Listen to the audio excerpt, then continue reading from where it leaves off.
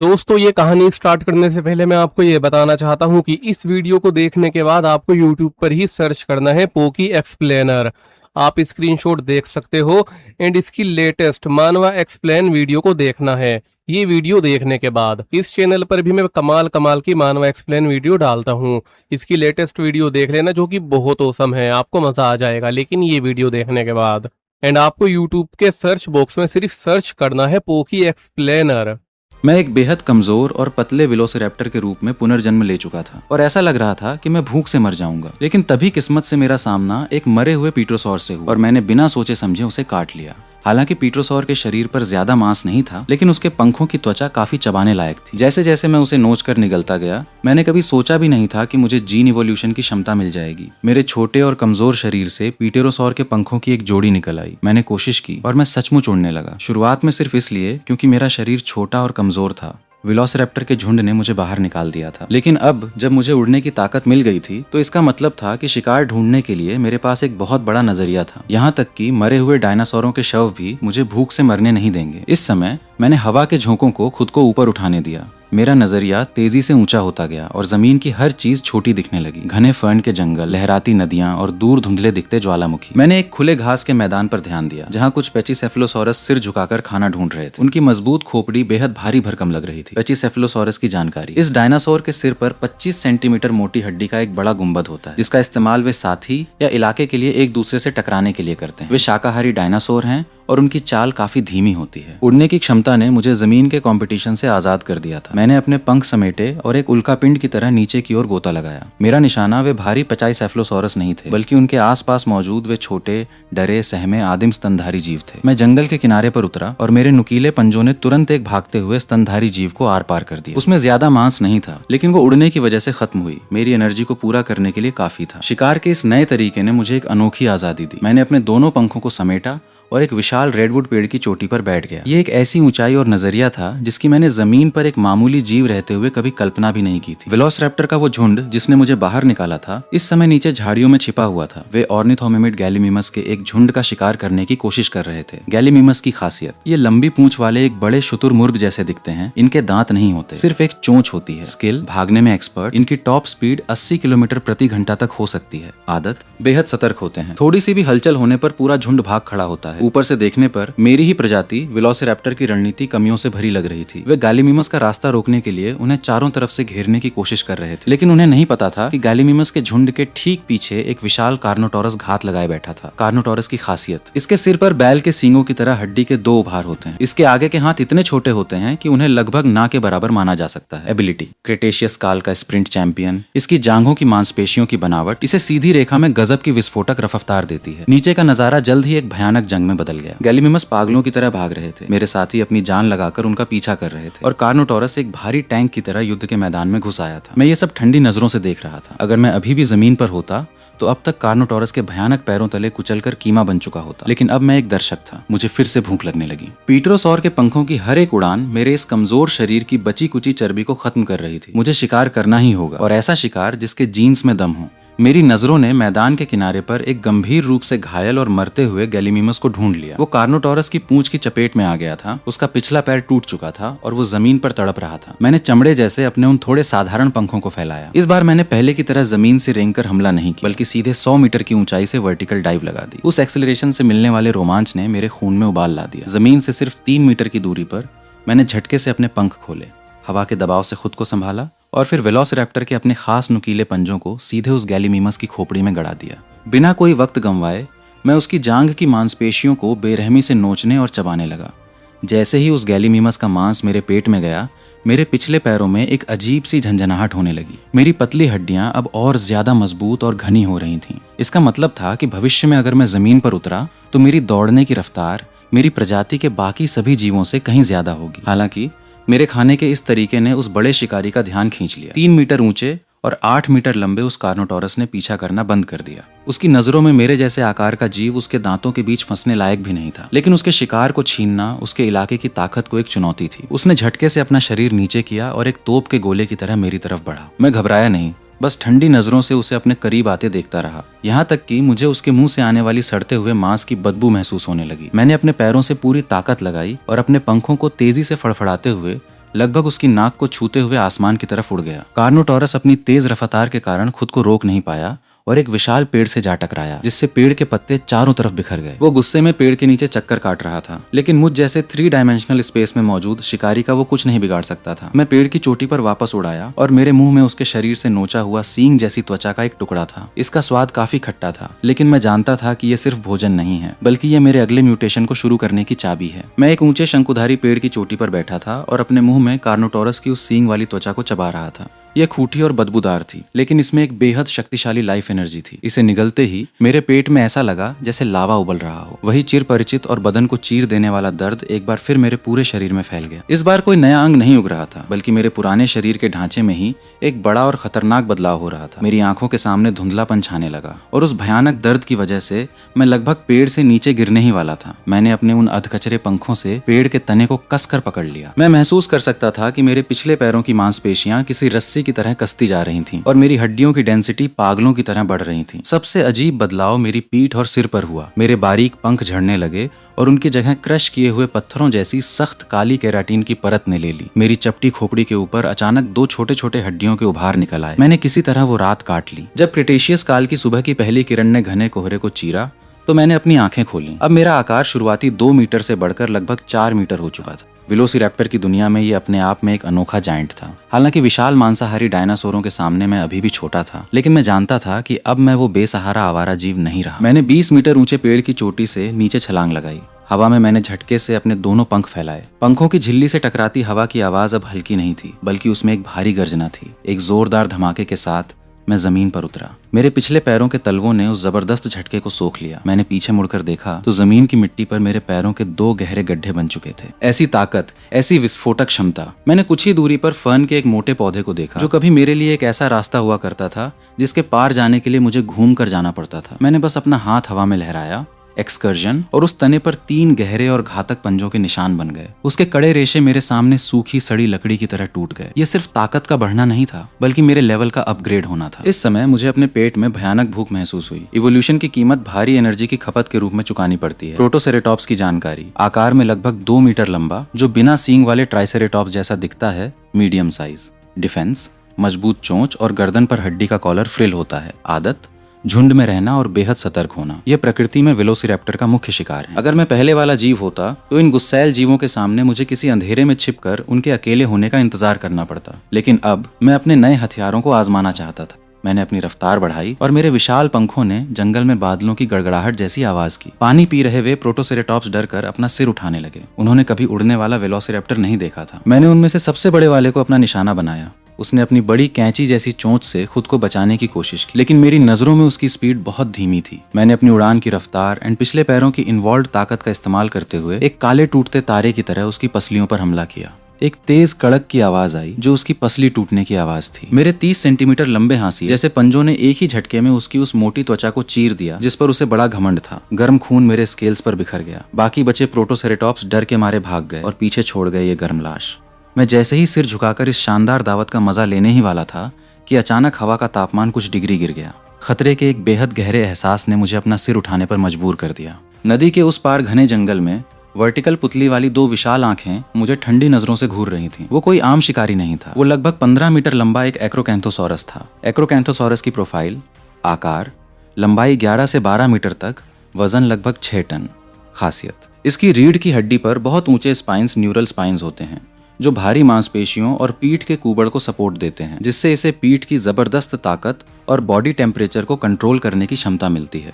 Status, यह mid Cretaceous काल का एक भारी भरकम जमीनी टैंक है, जो बड़े सौरोपॉड डायनासोरों के गले को चीरने में एक्सपर्ट। वो धीरे धीरे जंगल से बाहर आया और उसके हर एक कदम से नदी के पानी में तेज लहरें उठने लगीं। मैंने अपने पंजे भींचे। मेरे इवोल्यूशन की प्रवृत्ति ने मुझसे कहा कि अगर मैं इसके जीन्स को खा सका तो मुझे वो भयानक ताकत मिलेगी जो मेरे शरीर को कई गुना सपोर्ट दे सकती है। जंगल के इस राजा के सामने मैंने धीरे धीरे अपने दोनों पंख फैलाए और अपने गले से पुनर्जन्म के बाद पहली बार एक ऐसी दहाड़ निकाली जिसने पूरे जंगल को कांपा दिया। आमी और वो एक्रोकैंथोसॉरस नदी के आर पार एक दूसरे का सामना कर रहे थे। उसकी नजरों में शायद मैं पंखों वाला एक अजीब जीव था। उसने एक गहरी घुरघुराहट की और एक्रोकैंथोसॉरस आगे बढ़ा। उसके उस भारी भरकम शरीर ने फिजिक्स के नियमों को चुनौती देते हुए गजब की रफ्तार से नदी के तल को पार किया और एक गाय को सीधे निगल जाने लायक अपना विशाल मुंह खोलकर मुझ पर हमला कर दिया। मैंने झटके से अपने पंख फड़फड़ाए और जमीन छोड़कर हवा में उड़ गया। मेरा शरीर हवा में एक अजीब सा मोड़ लेते हुए उसके दांतों के ठीक बीच से बचकर निकल गया। यह पहली बार था जब मैंने एक हवाई योद्धा की तरह सोचा था। जमीन के जीव सिर्फ दो दिशाओं, दो डी प्लेन में बंधे होते हैं, लेकिन मेरे पास उड़ने की ताकत थी। एक्रोकैंटोसॉरस का हमला खाली गया और भारी मोमेंटम के कारण उसका विशाल सिर नदी के किनारे की चट्टानों से जा टकराया। इस मौके का फायदा उठाते हुए मैंने अपने पंख समेटे और ग्रेविटी की स्पीड से सीधे नीचे की तरफ डाइव लगा दी और एक काले हथौड़े की तरह उसकी पीठ के कुबड़ पर जा गिरा। मेरे इन्वॉल्व पंजों ने नीचे गिरने की ताकत से उसकी उभरी हुई पीठ की मांसपेशियों को गहरे तक चीर दिया। एक्रोकैंटोसॉरस दर्द से जोर से दहाड़ा। उसने मुझे अपनी पीठ से गिराने के लिए अपने शरीर को पागलों की तरह हिलाया। वो ताकत किसी सुनामी जैसी थी। मुझे लगा जैसे मेरी सारी हड्डियां टूट जाएंगी, लेकिन मैंने उसकी रीढ़ की एक हड्डी को अपने दांतों से कसकर पकड़ लिया और घाव से बहते हुए गर्म खून को पागलों की तरह पीने लगा। जैसे ही वो खौलता हुआ खून मेरे गले के नीचे उतरा, मेरे दिल की धड़कनें अपनी लिमिट पार कर गईं। ऐसा लगा जैसे मेरी हर एक नस फटने वाली हो। मुझे महसूस हुआ कि मेरी रीढ़ की हड्डी गर्म हो रही है। मेरी पतली पीठ अब ऊपर उठने लगी थी और उसकी हड्डियां मजबूत हो रही थीं। एक्रोकैंटोसॉरस पूरी तरह पागल हो चुका था। वो एक विशाल रेडवुड पेड़ की तरफ तेजी से भागा ताकि उस तने से टकराकर मुझे मार सके। मैंने तुरंत अपने पंजे ढीले किए, अपने पंखों को तेजी से फड़फड़ाया और पेड़ से टक्कर होने के ठीक 1 सेकंड पहले फिर से हवा में उड़ गया। वो विशाल पेड़ टूटकर गिर पड़ा और एक्रोकैंथोसॉरस का सिर भी लहूलुहान हो गया। मैं हवा में मंडराते हुए ठंडी नजरों से इस कभी न हारने वाले राजा को देख रहा था। इस भयानक इवोल्यूशन में खर्च हुई एनर्जी की वजह से मेरा शरीर कांप रहा था, लेकिन मेरा आकार भी बढ़ रहा था। इस एक्रोकैंथोसॉरस का खून पीने के बाद मेरा 4 मीटर का शरीर अब तेजी से बढ़कर 6 मीटर का हो रहा था। इसी बीच एक्रोकैंथोसॉरस की हरकतें धीमी पड़ गईं। खून बहने है टक्कर की वजह से वो जमीनी टैंक अब लड़खड़ाने लगा था। मैं समझ गया कि अब काम तमाम करने का समय आ गया है। इस बार मैंने हवाई हमला नहीं किया, बल्कि दूर एक बड़ी चट्टान पर उतरा। मेरे पिछले पैरों में मौजूद कार्नोटोरस की इन्वॉल्व्ड मांसपेशियां तुरंत कस गईं और फिर एक स्प्रिंग की तरह खुलीं। इससे पहले कि एक्रोकैंथोसॉरस अपना सिर घुमा पाता, मेरा पूरा शरीर सीधे उससे जा टकराया। मेरे 40 सेंटीमीटर लंबे हांसिए जैसे पंजों ने सीधे उसकी गर्दन के सबसे कमजोर हिस्से को निशाना बनाया। आसमान से हरे रंग के खून की बारिश होने लगी, जिसने पूरे नदी के किनारे को रंग दिया। इस जमाने का वो राजा भारी आवाज के साथ कीचड़ में घुटनों के बल गिर पड़ा। मैं उसकी लाश पर खड़ा हो गया और उस विशाल इवोल्यूशनरी एनर्जी को अपने शरीर के अंदर तबाही मचाने दिया। जैसे ही इवोल्यूशन फिर से शुरू हुआ, मेरा आकार बढ़कर 9 मीटर हो गया और मेरा वजन लगभग 5 टन तक पहुंच गया। मेरी कमजोर पंखों की झिल्ली अब मजबूत मांसपेशियों की मदद से काले रंग के सख्त पंखों केराटिनस फेदर्स में बदल गई थीं। इन पंखों के किनारे किसी स्टील के चाकू की तरह धारदार थे।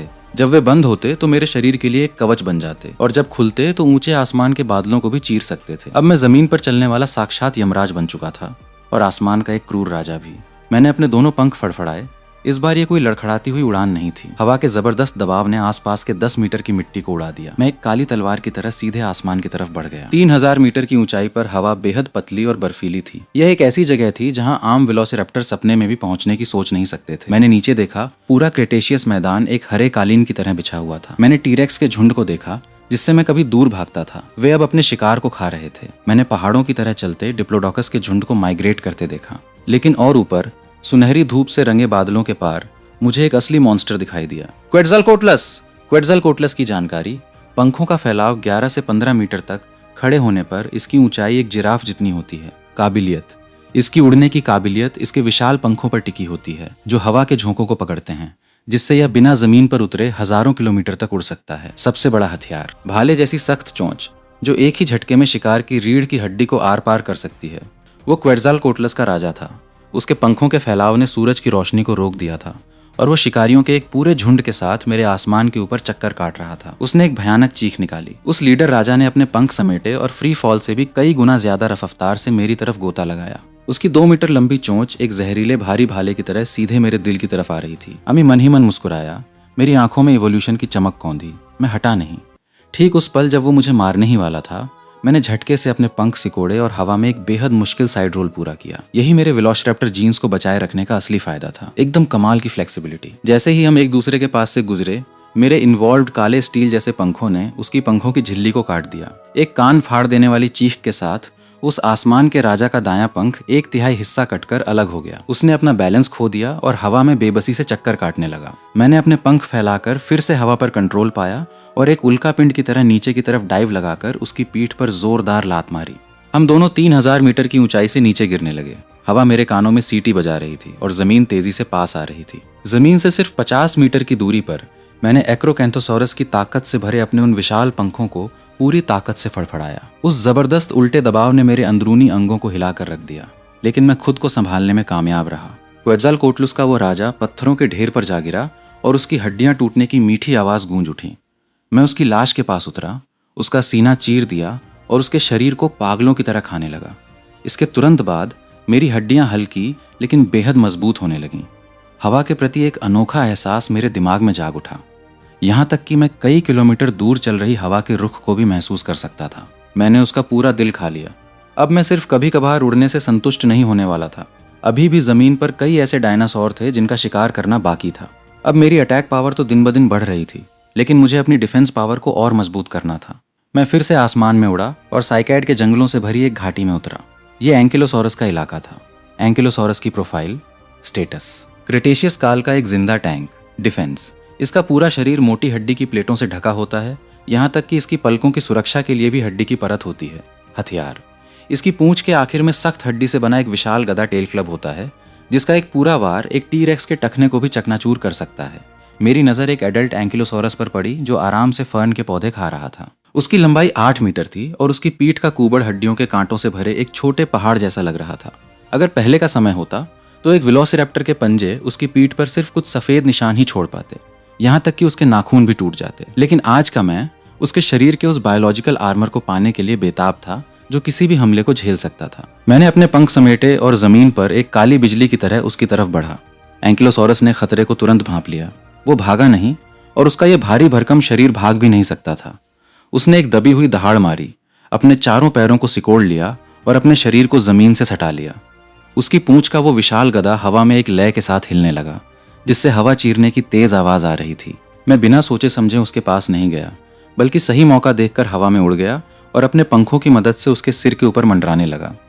एंकिलोसॉरस का डिफेंस लगभग अभेद्य था, लेकिन उसकी एक कमजोरी थी, उसका पेट। अगर उसे पलट दिया जाए।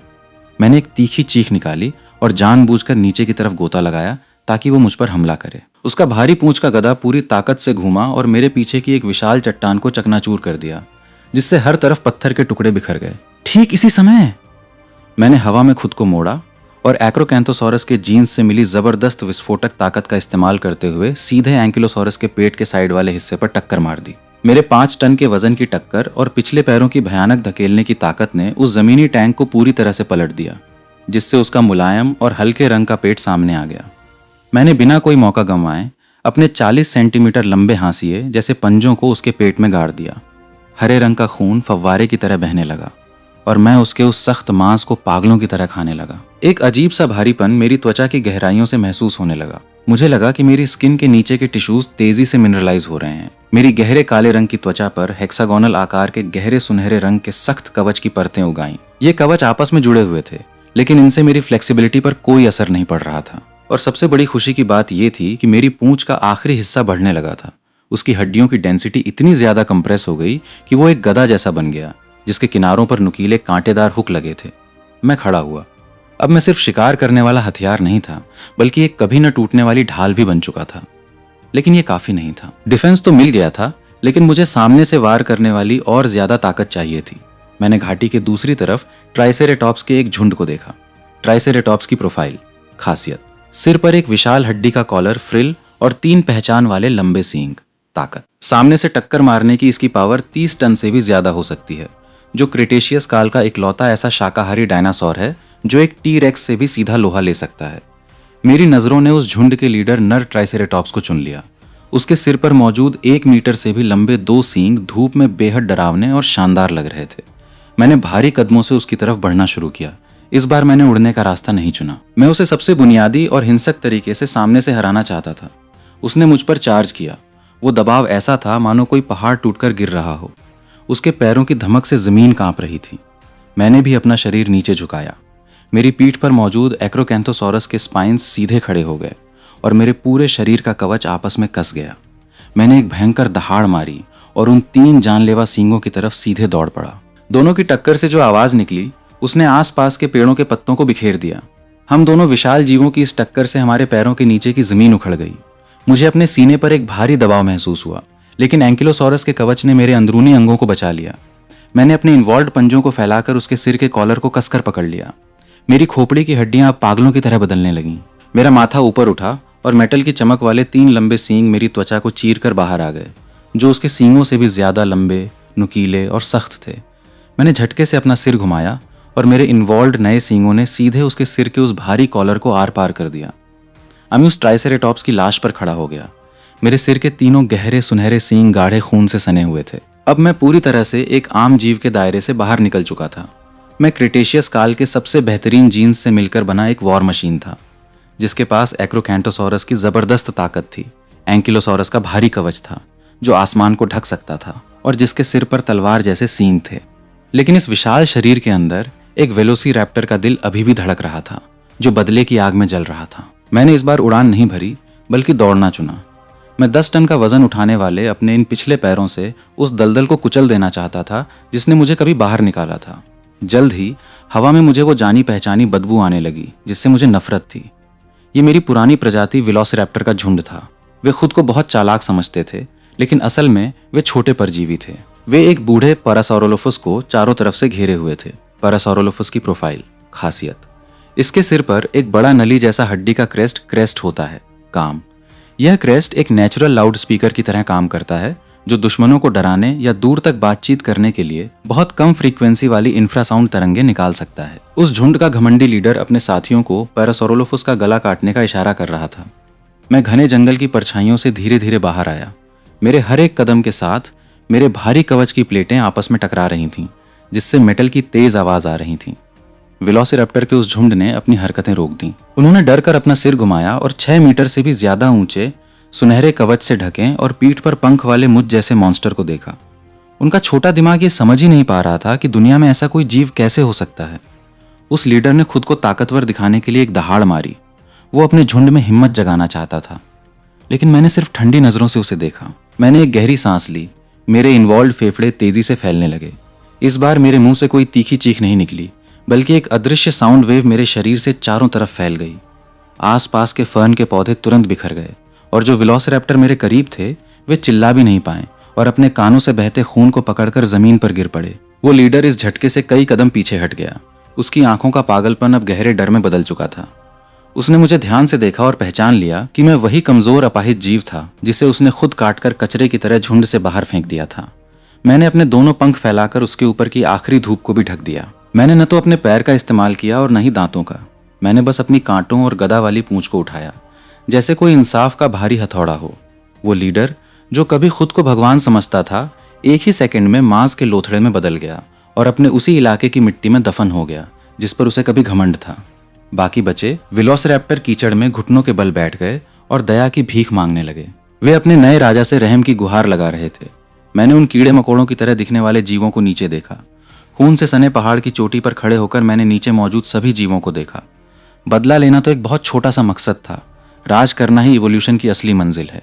मुझे समझ आया कि भले ही मेरे पास सब कुछ तबाह करने की ताकत है, लेकिन मैं एक ही समय में इस पूरे महाद्वीप के हर कोने में मौजूद नहीं रह सकता। मुझे जासूस चाहिए थे, शिकारी कुत्ते चाहिए थे, एक ऐसी डायनासोर आर्मी चाहिए थी जो जमीन को हिलाकर रख दे।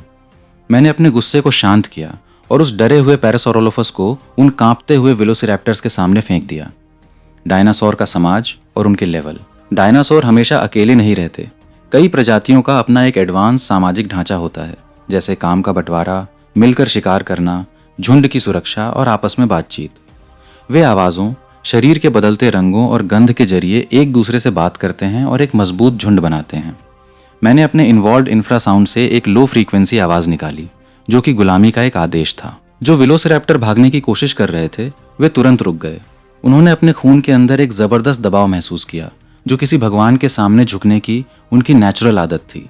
अब मैं उनका साथी नहीं था, मैं उनका मालिक बन चुका था। अगले कुछ महीनों में मैंने पूरे महाद्वीप को जीतने का एक बड़ा सफर शुरू किया। मैंने अपने काले स्टील जैसे पंख फड़फड़ाए और स्टेगोसॉरस के इलाके में उतरा। अपनी पीठ पर हड्डियों की प्लेट लिए ये जीव काफी अकेले रहना पसंद करते थे, लेकिन जब मैंने अपनी पूंछ के एक ही वार से उन पर हमला करने आ रहे एक टीरेक्स को ढेर कर दिया, तो उन्होंने अपना छोटा सा सिर मेरे सामने झुका दिया।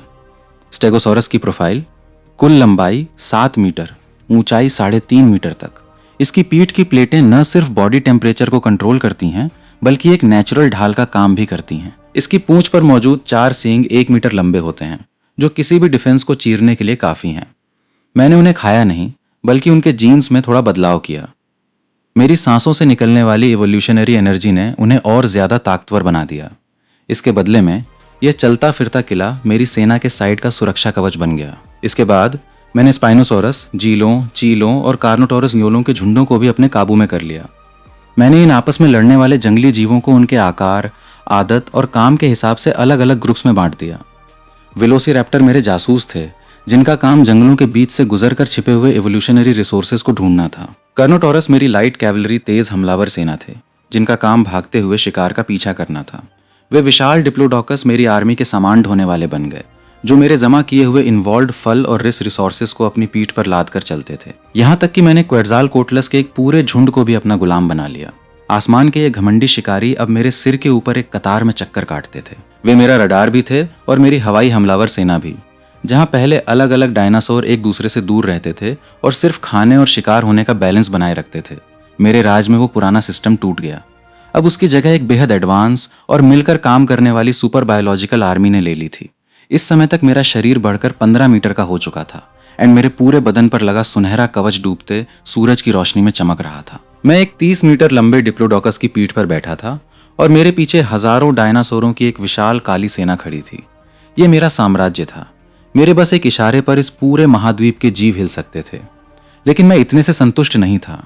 हर रात जब सन्नाटा छा जाता तो मुझे दूर समुद्र से एक गहरी पुकार सुनाई देती थी। उस गहरे नीले समंदर में, जिसने इस पूरी धरती का 70% हिस्सा घेर रखा है, जमीन से कहीं ज्यादा जीव मौजूद थे। वहां टीरेक्स से भी बड़े मॉन्स्टर्स थे और वो जीन्स का खजाना था जिसे मैंने अभी तक छुआ भी नहीं था। मैंने अपनी इस विशाल सेना की तरफ देखा। अब ये जमीन मेरी महत्वाकांक्षा को संभालने के लिए छोटी पड़ रही थी। मैं जोर से हंसा। हजारों डायनासोर एक साथ दौड़ पड़े और धरती सचमुच कांप उठी। अब हम उस नीले समंदर को जीतने जा रहे थे। क्षितिज के छोर पर एक बेहद गहरा और सांसें रोक देने वाला नीला समंदर था। मैं अपनी डायनासोर आर्मी को लेकर समुद्र के किनारे एक ऊंची चट्टान पर आकर रुक गया। हमारे पीछे धूल का एक विशाल गुबार था। हजारों वेलोसिरैप्टर, एंकिलोसोरस और डिप्लोडोकस जैसे जीवों ने एक साथ अपने कदम रोक लिए। ये अनजान चीज के प्रति उनका एक स्वाभाविक डर था। क्रेटेशियस काल के महासागर की जानकारी। उस समय दुनिया का मौसम काफी गर्म था और समुद्र का तापमान आज के समय से कहीं ज्यादा था, जिसकी वजह से समुद्री जीव बहुत तेजी से फैल रहे थे। पानी में ऑक्सीजन का लेवल बहुत ज्यादा था, जो विशालकाय समुद्री मॉन्स्टर्स के जिंदा रहने का सहारा था। यहाँ जीने की जंग जमीन से 10 गुना ज्यादा खतरनाक थी। मैंने नीचे चट्टानों से टकराती लहरों को देखा, जो कई मीटर ऊंची उठ रही थीं। उन उफनती लहरों के नीचे कभी कभी विशाल परछाइयां दिखाई देती थीं। वे अपने इलाके का चक्कर लगा रहे 20 मीटर लंबे मोसासॉरस थे। मेरी सेना जमीन पर तो अजेय थी, लेकिन इस गहरे समंदर के सामने वे पानी से डरने वाले कमजोर जीवों जैसे थे। जमीन पर ही रहो और अपने इलाके की रक्षा करो। मैंने इंफ्रासाउंड से एक आदेश दिया। मैं समुद्र को जीतने का यह शो अकेले ही शुरू करने वाला था। मैंने अपने काले स्टील जैसे पंखों को फैलाया और 100 मीटर ऊंची चट्टान से नीचे छलांग लगा दी।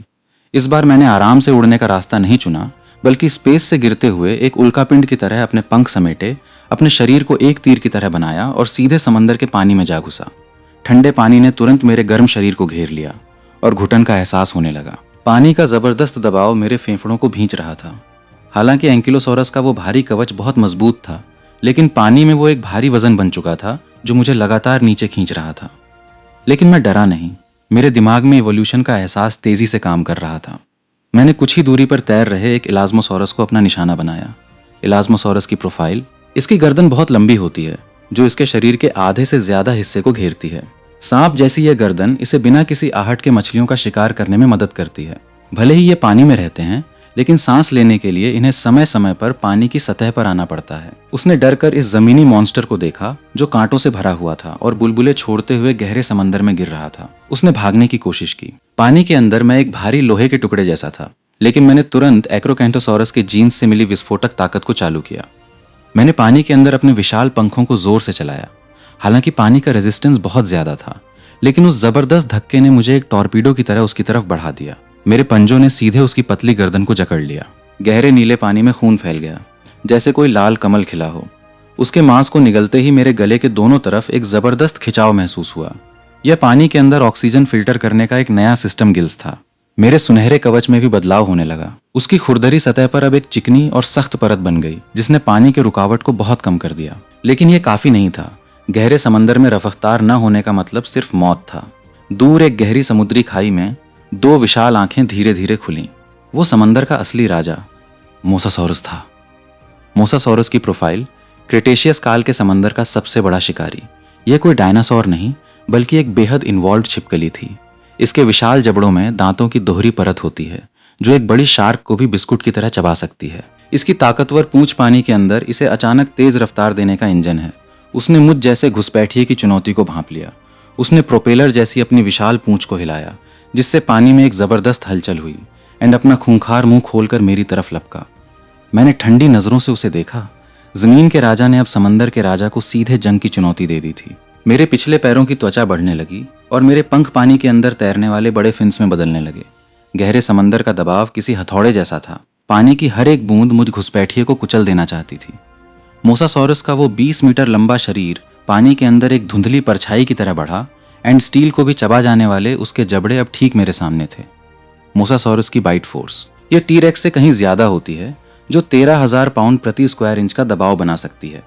इसके पास सूंघने और छूने का एक बहुत तेज सेंस होता है जो पानी में होने वाली छोटी सी हलचल को भी महसूस कर सकता है।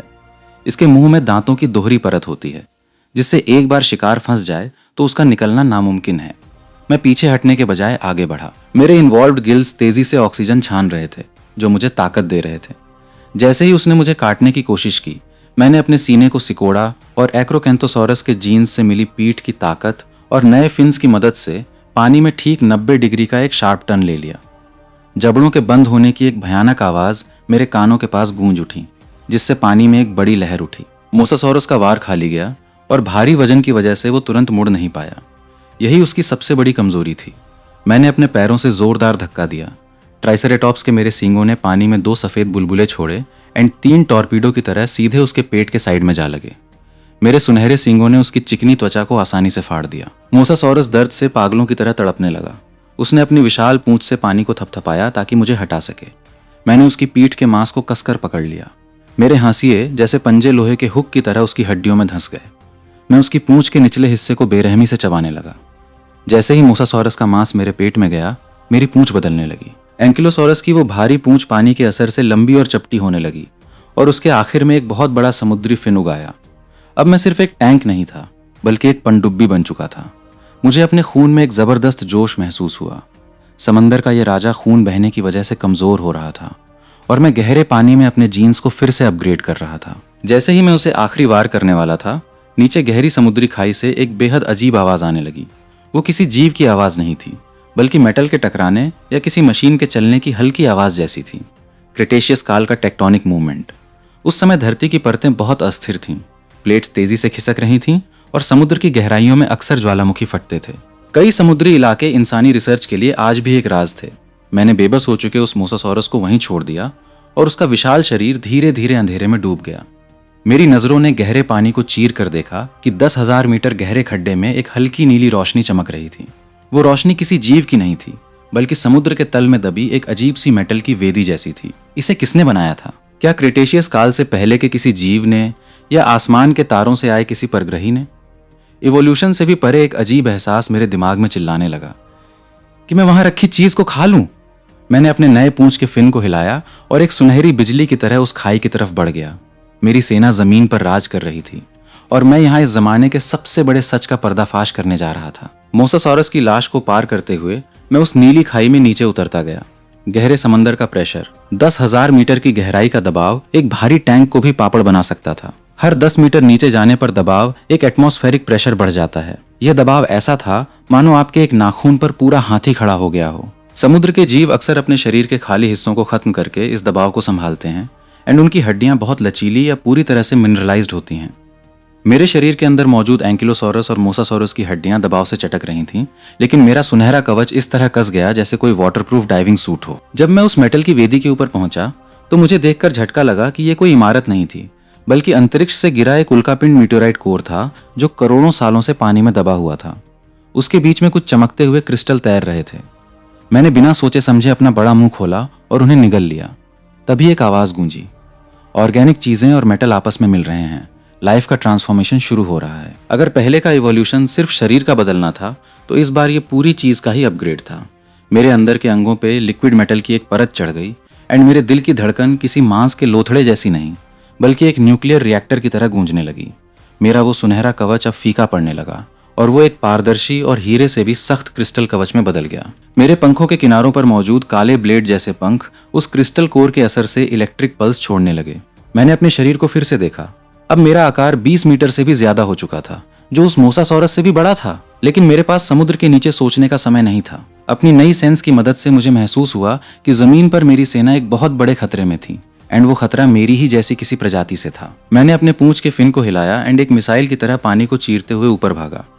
जिस दूरी को तय करने में पहले घंटों लगते थे, उसे मैंने कुछ ही मिनटों में पार कर लिया एंड समंदर की सतह से बाहर आ गया। डूबते सूरज की किरणें मेरे उस चमकते क्रिस्टल कवच पर पड़ी, जिससे ऐसा लग रहा था मानो कोई भगवान धरती पर आ गया हो। समुद्र के किनारे मैंने अपनी डायनासोर आर्मी को देखा। वे पीछे हट रहे थे। वे वेलोसिरैप्टर जो कभी बहुत ताकतवर थे, अब उनके टुकड़े बिखरे पड़े थे एंड एंकिलोसोरस की अभेद्य ढाल को किसी भयानक ताकत ने सामने से तोड़ दिया था। मेरी सेना के सामने म्यूटेंट मॉन्स्टर्स का एक ग्रुप खड़ा था। उनका लीडर एक ऐसा टी-रेक्स था जिसके पूरे शरीर से लावा बह रहा था। टी-रेक्स की जानकारी, आमतौर पर एक टी-रेक्स 13 मीटर लंबा होता है एंड अकेले रहता है, लेकिन ये न सिर्फ झुंड में थे बल्कि इनके शरीर पर ज्वालामुखी की चट्टानों जैसा कवच था एंड इनकी आंखों में एक पागल कर देने वाली लाल रोशनी चमक रही थी। ऐसा लगा कि म्यूटेशन सिर्फ मेरा नहीं हुआ था। उन्होंने इस महाद्वीप के दूसरे छोर पर अपना एक खूनी साम्राज्य बना लिया था। वे लावा वाले टी-रेक्स मेरे साथियों की लाशों को कुचलते हुए आसमान में मुझे देखकर दहाड़ रहे थे। उन्हें कोई जमीनी गर्मी जियोथर्मल एनर्जी मिल गई थी, जिसकी वजह से उनकी सांसों से गंधक एंड आग निकल रही थी। मैं आसमान से नीचे झपटा। मैंने अपने पंख फैलाए एंड मेरे क्रिस्टल पंखों के बीच इलेक्ट्रिक पल्स गूंजने लगी। मेरा इलाका, मेरे साथी, जो भी इन्हें छुएगा वो मरेगा। ये कोई आम शिकार नहीं था। ये दो भगवानों के बीच गद्दी की लड़ाई थी। मैं लहरों को पार करते हुए रेत पर आया। मेरे हर कदम से जमीन हिल रही थी। वो हरा भरा किनारा अब लाल खौलते लावे से ढक चुका था। पानी जैसे ही उस गर्म जमीन से टकराता, सफेद भाप का एक बड़ा बादल बन जाता। उस धुंध के बीच वो म्यूटेंट टी-रेक्स गर्व से खड़ा था।